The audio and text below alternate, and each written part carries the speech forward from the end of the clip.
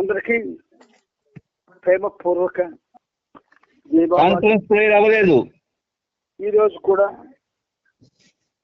మెహర్ ప్రభు మనకు ఆయనతో సహజీవనం చేసే భాగ్యాన్ని ఇచ్చారు. ఆ సనాతనముకి మనందరి తరపున, ప్రపంచ భక్తుల తరపున శత సహస్ర కోటి పాదాభివందనాలు అర్పిస్తున్నాను. కృష్ణ మేడం పేరు చదవలేదు. చదవలేదు. ఎవరైనా చదవండి కాన్ఫరెన్స్ ప్రేయర్. అవతార్ మెహర్ బాబా की జై. మెహర్ బాబా నీవు ప్రసాదించిన ప్రవచన సారమును గ్రహించవలసిన తీరులో గ్రహించి చదవగాహన చేసుకుని వాటిని మా జీవనములలో ఆపాదించుకుని నిజాయితీ తోడను నిర్మల ప్రేమ తోడను వాటిని ఆచరించులాగున మా అందరిని ఆశీర్వదించు. అట్టి ఆచరణయుత జీవన శైలిలో జీవించినట్లు మా అందరిని అనుగ్రహించు. అవతార్ మెహర్ బాబా की జై. స్టార్ట్ చేసి మనం 4137వ పేజీలో ఆపుకున్న 10వ భాగంలో స్టార్ట్ చేయమా. అవతార్ మెహర్ బాబా की జై. ఆ తరువాత బాబా నన్ను ఆలింగనం చేసుకున్నారు. బాబా ఆలింగనం చేసుకున్నప్పుడు నులివెచ్చని బాబా ప్రేమలో స్నానమాచరించిన భావన కలుగుతుంది. ఆనంద పారవస్యంలో తేలియాడుతూ ఆధ్యాత్మికంగా ఎంతో ఎత్తుకు ఎదిగినట్లు అనిపిస్తుంది.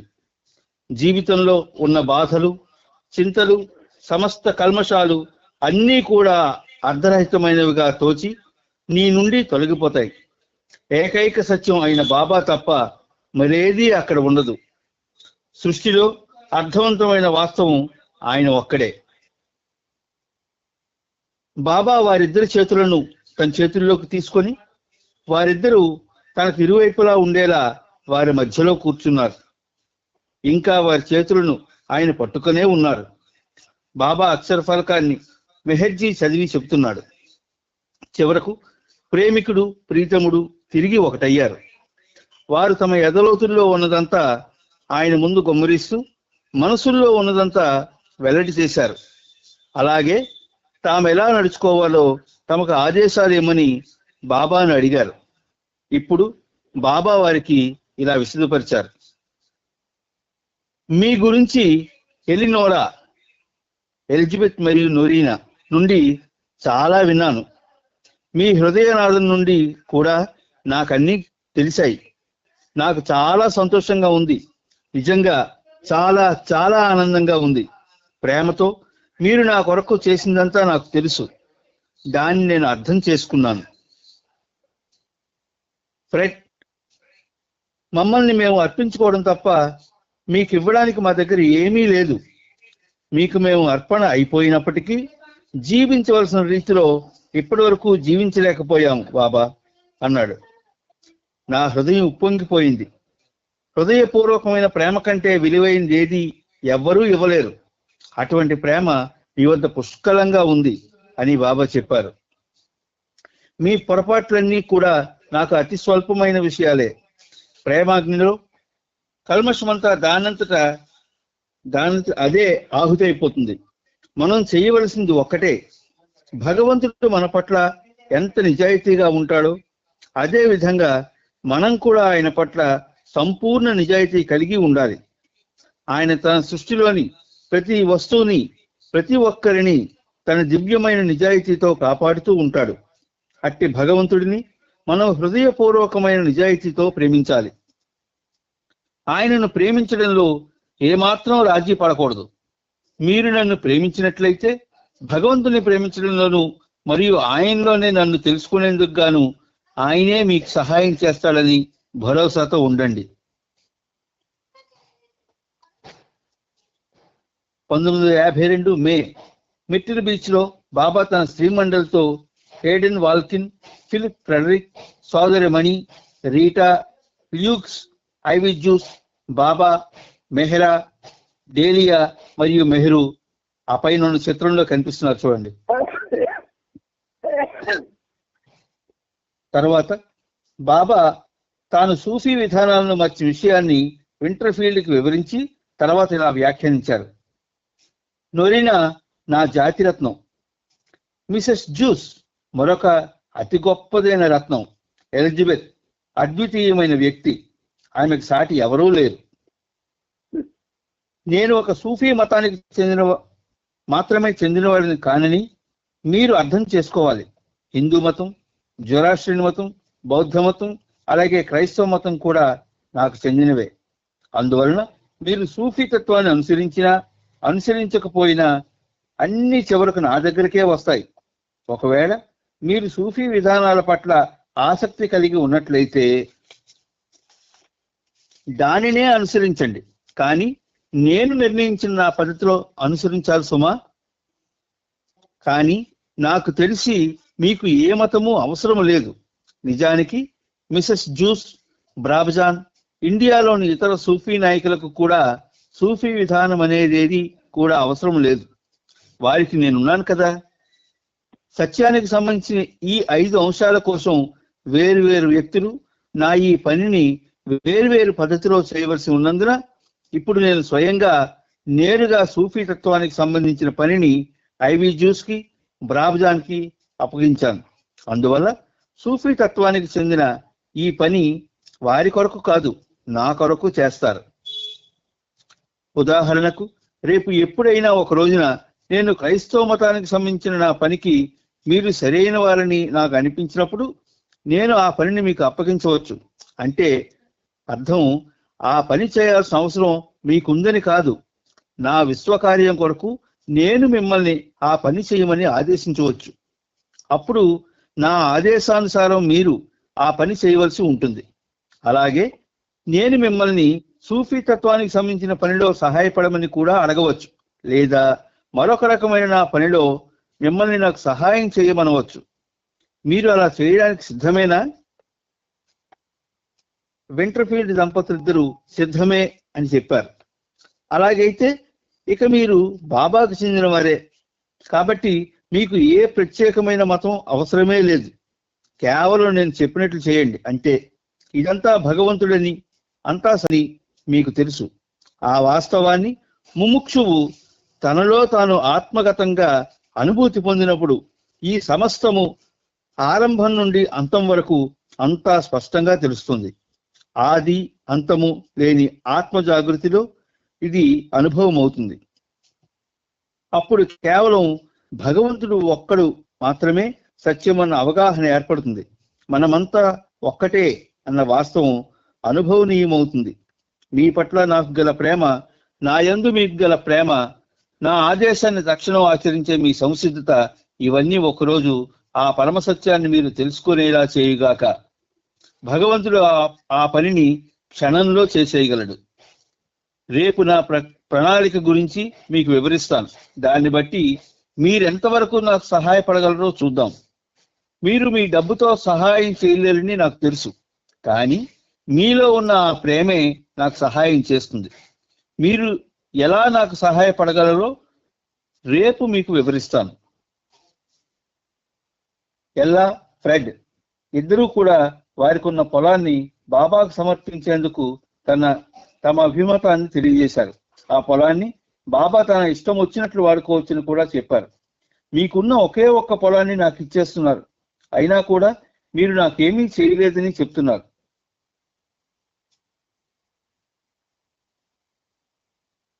మీరు నన్ను అమితంగా ప్రేమిస్తున్నారు, అదే చాలు అని వారితో బాబా చెబుతూ వారిని మరునాడు సాయంత్రం 4 గంటలకు రమ్మని సూచించారు.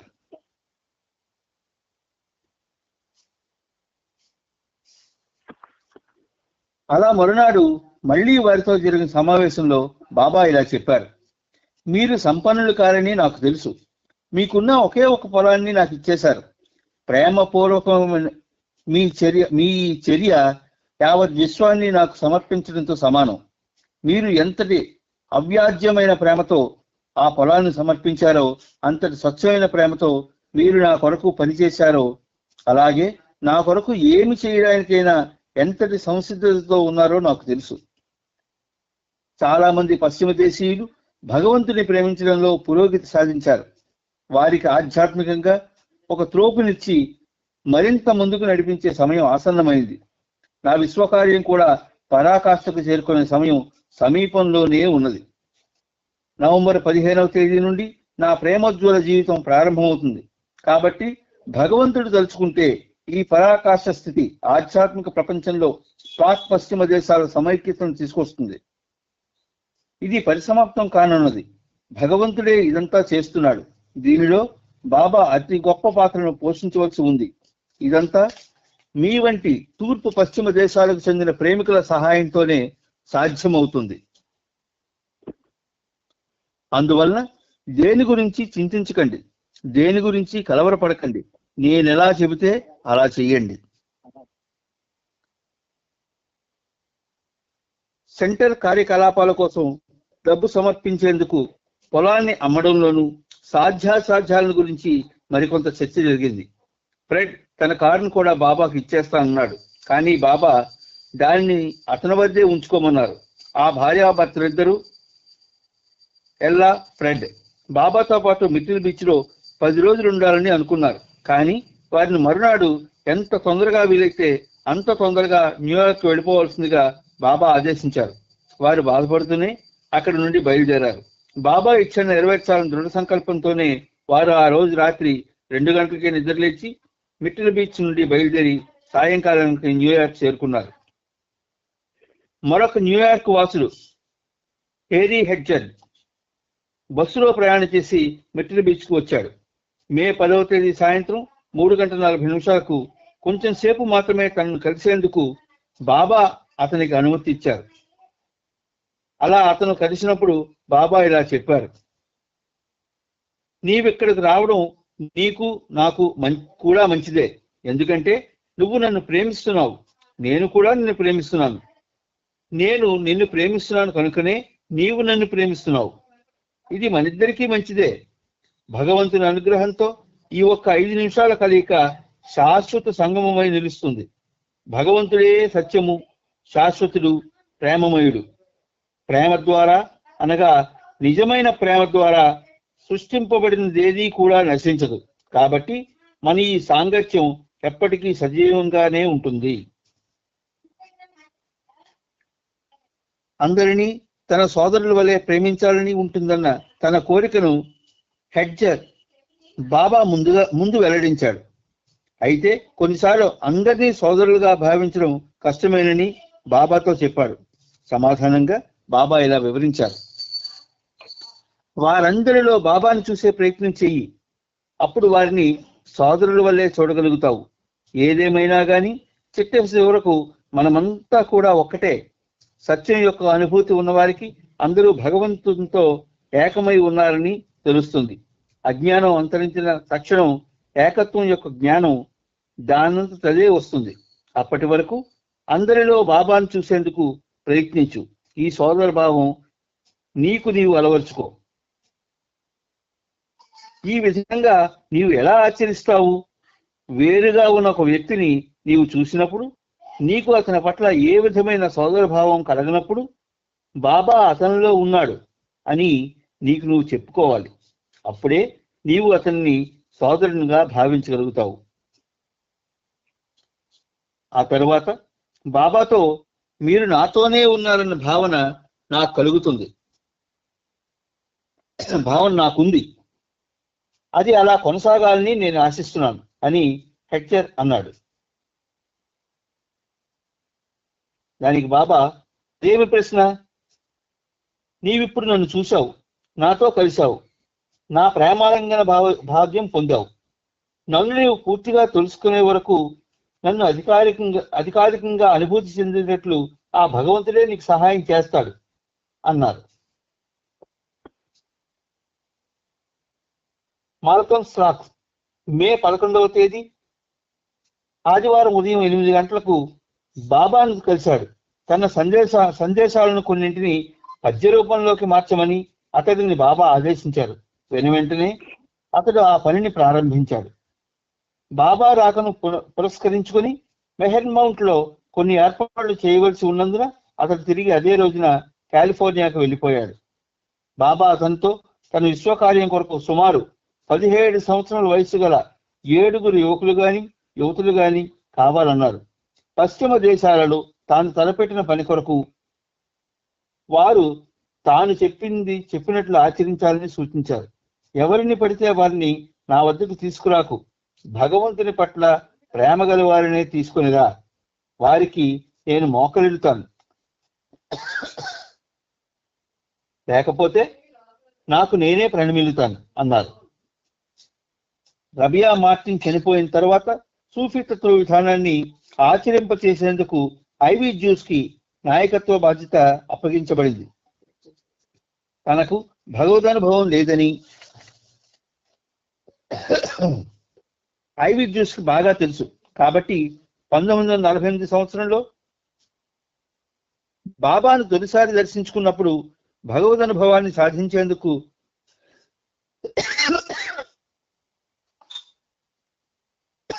తనకు మార్గదర్శకత్వం వహించాలని బాబాను అడిగింది. ఆమెకున్న పరిమితుల గురించి కలతపడనవసరం లేదని, ఆ సంస్థ యొక్క సంక్షేమాన్ని తానే చూస్తానని, తానే ఆ సంస్థ అధినేతగా ముందుండి ఆ సంస్థను పునర్నిర్మిస్తానని బాబా ఆమెకు మాట ఇచ్చారు.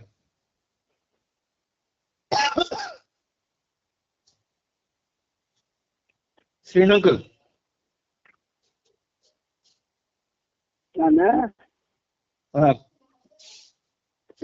చదివిరా? కొద్దిసేపు చదవండి, నేను మళ్ళీ చదువుతున్న తర్వాత. అలాగే అలాగే. ఒక పేర రెండు పేర ఐవి రాబాజాన్ లగూన్ క్యాబిన్ నుండి బయటకు వెళ్ళిన పిదప బాబా ఆది సీనియర్ ని కలిసి తాను పునర్నిర్మించబోయే సూఫీ విధానానికి కొత్త పేరు సూచించమని, దాని గురించి బయటకు వెళ్లి ఆలోచించమని కోరారు. ఆది సీనియర్ దగ్గరలో ఉన్న మరొక క్యాబిన్ కి వెళ్లి కూర్చున్నాడు. కళ్ళు మూసుకొని ఏకాగ్రతతో కూర్చున్న కొద్దిసేపట్లోనే అతని మనసులో ఒక పేరు మెదిలింది. అదే సూఫీయిజం రీఓరియంటెడ్. అతని వెంటనే బాబా దగ్గరకు వెళ్లి ఆ పేరుని చెప్పాడు. బాబాకు కూడా ఆ పేరు చాలా బాగా నచ్చింది. మే 11వ తేదీ ఉదయం 8:45 ఐవీ జ్యూస్, షార్మియాన్, బ్రాబాజాన్ బాబాను మళ్ళీ కలిశాడు. వారికి కూడా సూఫీయిజం రీఓరియంటెడ్ అనే పేరు బాగా నచ్చింది. ఆ సందర్భంలో బాబా వారితో ఇలా చెప్పారు: జ్ఞాన జ్యోతిని దర్శించే వరకు మీరు నా పనిలో పనిముట్లుగానే ఉంటాను. అంతర్వికాస సిద్ధితో ఏం చేయాలో మీరుగానే గ్రహించగలరు. సూఫీయిజం రీఓరియంటెడ్ అన్న పేరు అన్ని చోట్ల ఒకే విధంగా పిలువబడాలి. కానీ ప్రస్తుతం సూఫీ తత్వం ప్రత్యేకంగా ఉండాలని నేను భావిస్తున్నాను. నేను కోరినట్లు అది కొనసాగడం మొదలైతే వివిధ దేశాలలో వేరువేరుగా నడుస్తున్న సూఫీ శాఖలన్నింటినీ సంఘటితపరిచి ఒక్కటిగా పనిచేసేలా చూస్తాను. ఈ విషయాలన్నింటినీ రాసుకోండి. వీటిని స్పష్టంగా ఆచరణీయంగా ఉండేలా తయారు చేస్తే ప్రచురించడానికి వీలుగా ఉంటుంది. అన్ని విషయాలను సంఘటితపరిచి నాకు ఇస్తే వాటిని పరిశీలించి సవరించి నేను జూలై నెలలో తిరిగి వెళ్లేలోపు ప్రచురించేలా చూస్తాను. తరువాత ముర్షీద్ల యొక్క వస్త్రధారణ గురించి వ్యాఖ్యానిస్తూ బాబా ఇలా చెప్పారు: మీరు నిజమైన ముర్షీదులుగా మారేంత వరకు ఎటువంటి ప్రత్యేకమైన వస్త్రాన్ని అంటే రోబుని ధరించవలసిన అవసరం లేదు. ఆ తరువాత మీరు ప్రత్యేక వస్త్రధారణ చేయవచ్చు. సూఫీలకు ఉన్ని వస్త్రధారణయే అసలైన ప్రాతిపదిక. అది ఇతరుల మనసుల్లోని గాఢమైన సంస్కారాలను ఆకర్షించి తనను విలీనం చేసుకోగలదు. మీరు అంతర్వికాసాన్ని పొంది ఆ ప్రత్యేక వస్త్రాన్ని ధరించినప్పుడు అది సంస్కారాలను తనలో విలీనం చేసుకుంటుంది. ఈ ఊరు వస్త్రం మహమ్మద్ ధరించాడు, కృష్ణుడు కూడా వేసుకున్నాడు. ఇప్పుడు బాబా కూడా ఉన్ని వస్త్రాలను ధరిస్తున్నారు. ఈ విధంగా సూఫీయిజం రీఓరియంటెడ్ అనే సంస్థ వెలుగుతుంది. ఈ పర్యటనలో బాబాను తొలిసారి దర్శించిన మరొక స్త్రీ ఎవ్లిన్ బ్లాక్ షా. ఆమె కాలిఫోర్నియా వాస్తవ్యురాలు. 1941 సంవత్సరంలోను 1947 సంవత్సరంలోను ఐరీన్ కొనీబేర్ అనే ఆమె ఇండియా నుండి ఇంగ్లాండ్ వెళ్లే ముందు కాలిఫోర్నియాలో కొన్ని రోజులు గడపాలని అక్కడున్న సముద్ర తీరంలో గల రోజీ క్రూషియన్ రిట్రీట్ కు వెళ్ళింది. ఆ సమయంలో ఆ రిట్రీట్ లో ఎవెలిన్ అనే స్త్రీ పనిచేస్తూ ఉండేది. ఆమెకు టైప్ చేసమని ఐరిన్ కొన్ని కాగితాలు ఇచ్చింది.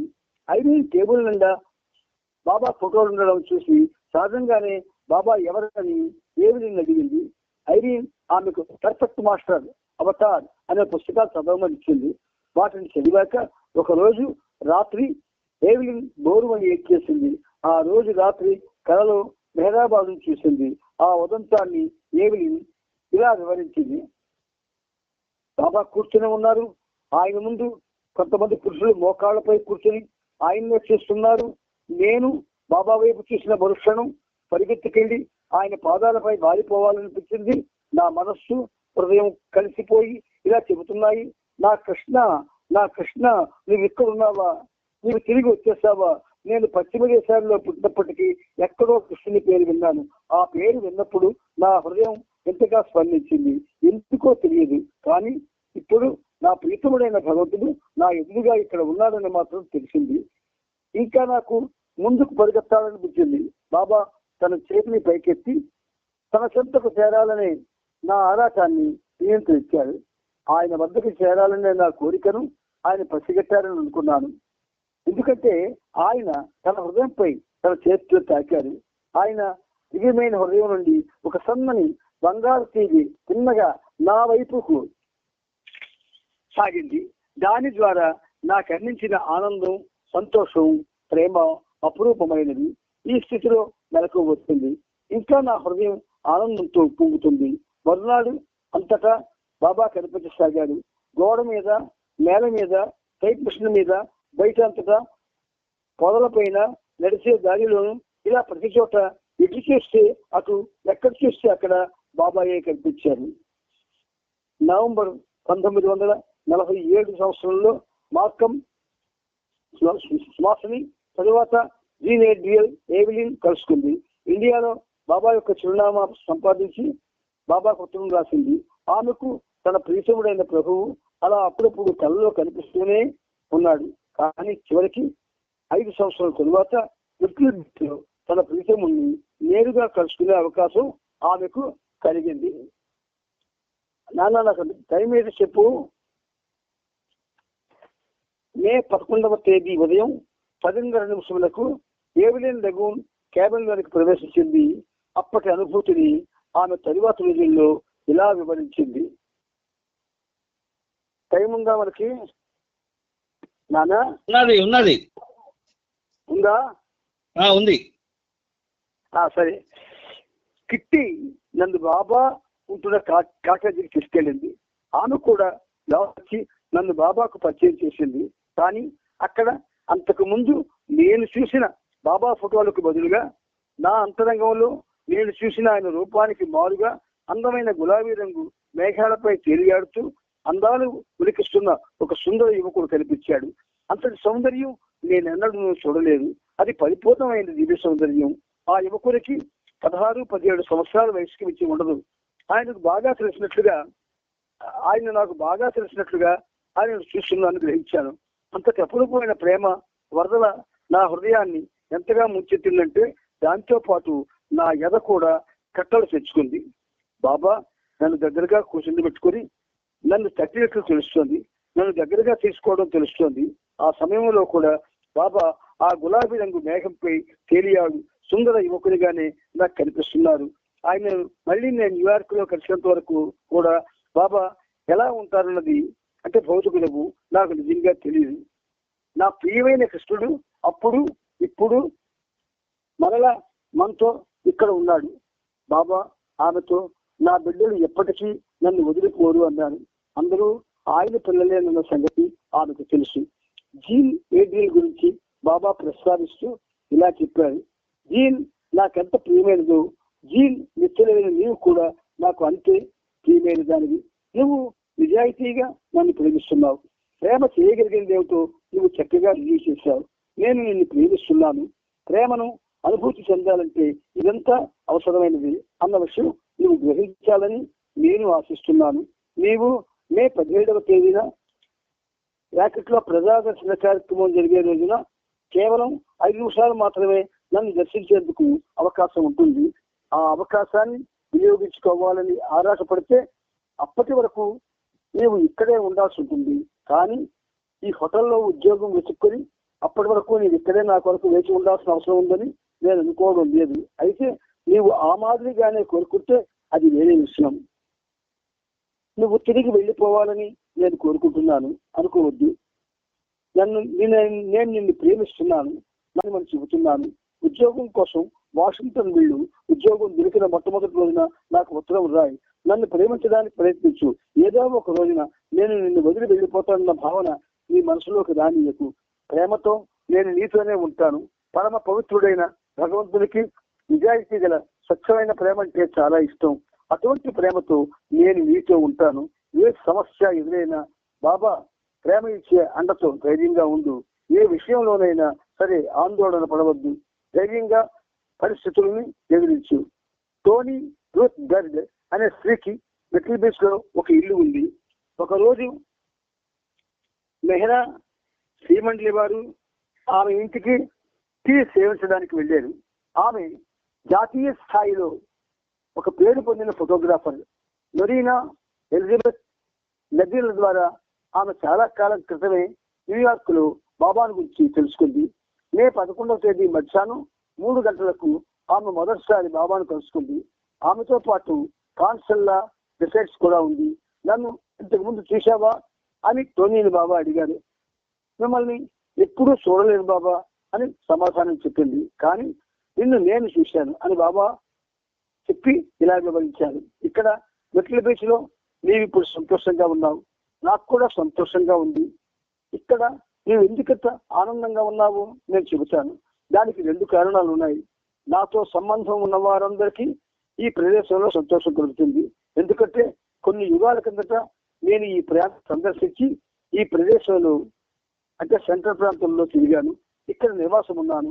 2వ కారణం ఏంటంటే ఈ ప్రదేశంలో ఉన్న సరస్సు, మహాసముద్రం, ఇక్కడ దట్టమైన అడవిలో పెరిగిన చెట్లు, వీటన్నిటి మేళవింపు ఒక విశిష్టమైన వాతావరణాన్ని అందిస్తుంది. టోనీ ప్రజల కొరకు ఏదైనా చేయగలిగినప్పుడు మాత్రమే నేను సంతోషంగా ఉండగలను. ఇక్కడ ఒక హాస్పిటల్ కూడా లేదు. బాబా ఇలా చెప్పాడు. అవును, మనం ఏదైనా చేయాల్సిందే. అది ప్రజలకు నిజంగా సంతోషం ఇచ్చేదే ఉండాలి. సంతోషం అంటే తాత్కాలికమైన సంతోషం కాదు, నిజమైన శాశ్వతమైన ఆనందాన్ని ఇవ్వాలి. మీ ఇద్దరికి కాన్సల్లా నీకు ఇదే చెబుతున్నాను. మీరిద్దరూ నాకు చెందిన వారే. టోనీ కూడా ఎన్నో జన్మలుగా నాతో సంబంధం కలిగి ఉంది. అందువలన మీ ఇద్దరికి ఈ నిస్వార్థ సేవ గురించి చెబుతాను. జీవితం అంతం లేని సుదీర్ఘమైన అస్తిత్వం కలది. భగవంతుడిని ప్రేమించడంలో, భగవంతుడిలో ఐక్యమవ్వడంలో మాత్రమే నిజమైన ఆనందం ఉంది. ఎప్పటికీ తరిగిపోని ఆనందం, ఎవర్ లాస్టింగ్ హ్యాపీనెస్, ఎప్పటికీ తొలగిపోని శాంతి, ఎవర్ లాస్టింగ్ పీస్. వాటిని పొందడం కొరకు భగవంతుడిని ప్రేమించాలి, భగవంతుడితో ఐక్యమవ్వాలి. అందులోనే నిజమైన ఆనందం ఉంది. అందువలన ఈ పరమ సత్యాన్ని మానవాళిచే అనుభూతి చెందేలా చేయడమే ఎవరైనా చేయగలిగిన అత్యున్నతమైన సేవ. దీనికి వివరణ ఇవ్వండి. సహాయపడేందుకు చాలా మార్గాలు ఉన్నాయి. దాతృత్వం, అన్నదానం, వస్త్రదానం, విక్షేపడం, వ్యక్తిగతంగా సేవలు అందించడం, అవసరాల్లో ఉన్నవారి బాగోగులు చూడడం, హాస్పిటల్లో పనిచేయడం, యోగ్య సేవ చేయడం మొదలైనవి. కానీ ఇదంతా కూడా భౌతికమైన సహాయంగానే పరిగణించబడుతుంది. సేవ చేసేవానికి ఇవన్నీ మంచిగా చేస్తాయి. కానీ అదే సమయంలో పరిణామ క్రమంలో అంటే ఇవల్యూషన్ లో వ్యక్తిని బంధనాలకు గురి చేస్తుంది. మరి ఇలా ఎందుకు జరుగుతుంది? ఎందుకు అంటే ఉదాహరణకు నేను ఆహారం లేక ఆకలితో బాధపడుతున్నాను అనుకుందాం. నేను మీ వద్దకు వచ్చి ఆహారం కోసం అడిగాను అనుకుందాం. నాకు మీరు ఆహారం ఇస్తారు. నేను తిన్నాను, సంతృప్తి చెందాను. ఇది అతి సూక్ష్మమైన విషయం. ఇక్కడ జరిగింది ఏమిటంటే మీరు నన్ను ఆకలి బాధ నుండి రక్షించారు. మీరు మేమంతా ఒక మంచి పని చేశాం అని భావిస్తే తద్వారా మీలోని అహానికి మరింత పోషణ అందుతుంది. అప్రయత్నంగానే నాకు కూడా మీ వలన ఉపకారం పొందాలనే భావన కలిగినందువలన నేను ఎప్పుడో ఒకప్పుడు మీ రుణం తీర్చుకోవాల్సి ఉంటుంది. దాని ఫలితంగా మీకు కొన్ని సంస్కారాలు వచ్చి చేస్తాయి.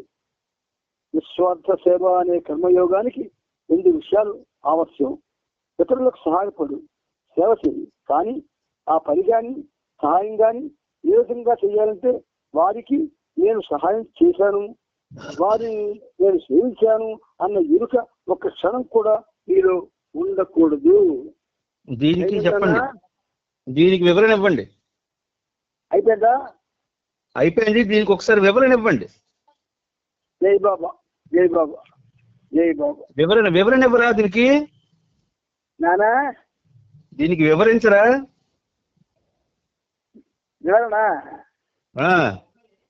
వివరణ ఇవ్వడానికి నాకు అంత తప్పని సబ్జెక్టులు దొరకలేదు. ఈ నిస్వార్థ సేవ గురించి ఉంది కదా. మీకు అర్థమవుతున్నవన్నీ నేను చదువుకుంటూ వెళ్ళిపోతానన్నా. అవును, చెప్పవలసి వస్తే అవసరమైతేనే బాబా చెప్పిస్తాను. అవును, ఇది మనం ఒక్కరికే కాదు కదా, ఇది ఒక యూట్యూబ్ లో చాలా మంది వింటారు కదా. సరే, ఇప్పుడు ఎందులో మీకు వివరణ కావాల్సి చెప్పు నాకు అడుగు. ఇప్పుడు ఈ నిస్వార్థ సేవ గురించి కర్మయోగానికి 2 విషయాలు అవశ్యం ఉన్నారు కదా. ఆ 2 విషయాలు ఏమిటి? ఇతరులకు సహాయపడు, సేవ చేయి. కానీ ఆ పని కానీ సహాయం కానీ ఏ విధంగా చెయ్యాలంటే వారికి నేను సహాయం చేశాను, వారిని నేను సేవించాను అన్న ఎరుక ఒక్క క్షణం కూడా నీలో ఉండకూడదు అంటున్నారు. అంటే యథార్థానికి మనకి ఎవరికైనా సేవ చేస్తే బయటికి అనకపోయినా లోపల కూడా సేవ చేసిన భావన రాకూడదు అంటున్నారు బాబా. అయితే అలా రాకూడదు అంటే తన మీద తానుకు ఎవరైతే తన గురించి తాను ఎక్కువగా ఆలోచించారో వాళ్ళకే ఉండదు. ఎవరైతే తన గురించి తాను ఎక్కువగా ఆలోచిస్తాడో వాళ్ళకు ఉంటుంది. తన గురించి తాను పట్టించుకోకుండా బాబా ఆజ్ఞని పాటించే విధంగా ఎవరైతే కార్యక్రమాల్లో పాల్గొంటూ చేస్తారో వాళ్ళకు ఉండదు. అందుచేత ఏమిటి? కర్మయోగానికి 2 విషయాలు అవసరం. ఇతరులకు సహాయపడు, సేవ చేయి. కానీ ఆ పని కానీ సహాయం కానీ ఏ విధంగా చేయాలంటే వారికి నేను సహాయం చేశాను, వారిని నేను సేవించాను అన్న ఎరుక ఒక్క క్షణం కూడా నీలో ఉండకూడదు అంటారు. ఒక విధంగా ఇది సాధ్యం అంటే సాధ్యం అసాధ్యం. నా మీద నాకు ఎరుక ఉన్నంత కాలం కూడా నేను అలాగే భావిస్తాను. నా మీద నాకు ఎరుక తగ్గిపోవాలి. నా మీద నాకు ఎరుక ఎలా తగ్గుతుంది? నిరంతరం నేను ఫలానా అనేటువంటి విషయాన్ని నాకు నా మనసు చెప్తూనే ఉంటుంది. అందువల్ల బాబా ఇది కొంచెం అంటే ఇదివరకు నుంచి మనం చెప్పుకున్నాం ఇంతకు ముందు. ఇప్పుడు మనం దీని గురించి ఒక విధంగా అయితే అంటే బాబా అంటారు, అయితే వాటిని ఆచరించడం చాలా కష్టం. నిన్ను నీవు 100% మర్చిపోయి ఆ సేవలో నిన్ను నీవు పోగొట్టుకున్నప్పుడే అది సాధ్యమవుతుంది అంటారు. 100% నిన్ను నీవు మర్చిపోయి ఆ సేవలో నిన్ను నీవు పోగొట్టుకోవాలి, అప్పుడే అది సాధ్యం అవుతుంది అంటున్నారు బాబా. చాలా కష్టం. ఏదైనా చేస్తే వెంటనే ఇలా చేసాం అలా చేసాం చెప్పుకోవడం మనకు అలవాటు అందరికీ. ఎప్పుడైతే అలా అంటామో అది చెయ్యండి, సేవ చెయ్యండి అంత సమానం అయిపోతుంది. చాలాసార్లు ఈ విషయం మీద మనం డిస్కస్ చేసుకున్నాం. కానీ మానవుడు ఏమిటంటే తను తాను మర్చిపోలేడు కదా. చచ్చి వరకును తను తాను మర్చిపోలేని మానవుడు తాను చేసే పని ఎలా మర్చిపోతాడు? చేసే పని మర్చిపోలేనప్పుడు ఎవరికి చేసాడో ఎలా మర్చిపోతాడు? ఎందుకు చేసాడో ఎలా మర్చిపోతాడు? మరి దాని గురించి ప్రస్తావన చేయకుండా ఉంటాడా? ఎప్పుడు తన మీద తనకి పూర్తిగా ధ్యాస లేనప్పుడు. అందుచేత ఇది కొంచెం మనకి స్టఫ్ సబ్జెక్టే. కానీ మనం మన యొక్క స్థాయిలో అంటే అబద్ధం ఆడకుండా మాట్లాడాలి అంటే మనం ఎవరు కూడా మనల్ని మనం పోగొట్టుకోలేదు. మనల్ని మనం పోగొట్టుకున్నప్పుడు మాత్రమే ఇది సాధ్యం అవుతుంది. ఏ పని చేసినా సరే ఆ పని చేయడమే తప్ప దాని గురించి మాట్లాడడం కానీ, దాని గురించి ఆలోచించడం కానీ, దాని గురించి గొప్పగా చెప్పుకోవడం కానీ ఉండదు. ఇప్పుడు మా బాబా ప్రపంచంలో ఎలాగైపోయింది, ఇవాళ ఇంతమందికి పేదవాళ్ళకి వస్త్రాలు పంచామండి, ఇవాళ హాస్పిటల్ ఇంతమందికి పళ్ళు పంచామండి, మా అందరం ఇలా చెప్పుకోవడం అలవాటు అయిపోయింది. అంటే ఎందుకు చెప్పుకుంటున్నారు ఇలాగా? వాళ్ళని వాళ్ళు మర్చిపోకుండా గుర్తుంచుకుంటున్నారు అనమాట. బాబా కానీ ఒక చిన్న లింక్ ఉంది. ఏమిటంటే మన హృదయంలో నిరంతరం బాబా కానీ ఆయన ఒక విధంగా కొలువు తీరి ఉంటే ఆయన ధ్యాసలో ఉన్న వాళ్ళెవరు ఇలా మాట్లాడరు. ఆయన ధ్యాసలో ఉండాలి అంటే నిరంతరం ఆయన నామస్మరణ చేస్తూ ఉండాలి. ఈ నామస్మరణ చేయడం అనేది అది ఒక విధంగా అన్ని సాధనల కంటే చాలా గొప్పది. అందుచేత వివరాలు చెప్పేటప్పుడు దాపరికం లేకుండా చెప్పాలి. దాపరికం లేకుండా చెబితే అవతల వాళ్ళకి కొంచెం అది పించేస్తుంది. అందుకని సాధ్యమైనంత వరకు మనల్ని మనం పోగొట్టుకోలేదు నాన్న, మనమెవరూ మనల్ని మనం పోగొట్టుకోలేదమ్మా. అందుచేత ప్రయత్నం చేద్దాం. ఇప్పుడు మనకి సహజీవనం అనేది ఎందుకు బాబా పెట్టారు అంటే ఆ ప్రయత్నం కోసమే. ఇలా ప్రతిరోజు బాబాతో ఉన్నందువల్ల ప్రతిరోజు బాబాపై మనకి ధ్యాస కలిగి ఆ ధ్యాసతో మనం ఎక్కువ ఉండి మిగతా పనులన్నీ కూడా చెరుపు మరుపుగా చేస్తాం. కానీ దాని మీద మనకి ఒక విధమైనటువంటి దృష్టి ఉండదు. అలా చెరుపు మరుపుగా చేసినారే ఖచ్చితంగా మనం ఆయన చెప్పినట్టుగా నిస్వార్థ సేవ చేసినట్టు అవుతుందన్నమాట. సరే, జై బాబా నాన్న. జై బాబా, జై బాబా, జై బాబా, జై బాబా, అవతార్ మెహర్ బాబా కి జై. జై. జై బాబా, అందరికీ జై మెహర్ బాబా. జై బాబా తండ్రి. జై బాబా.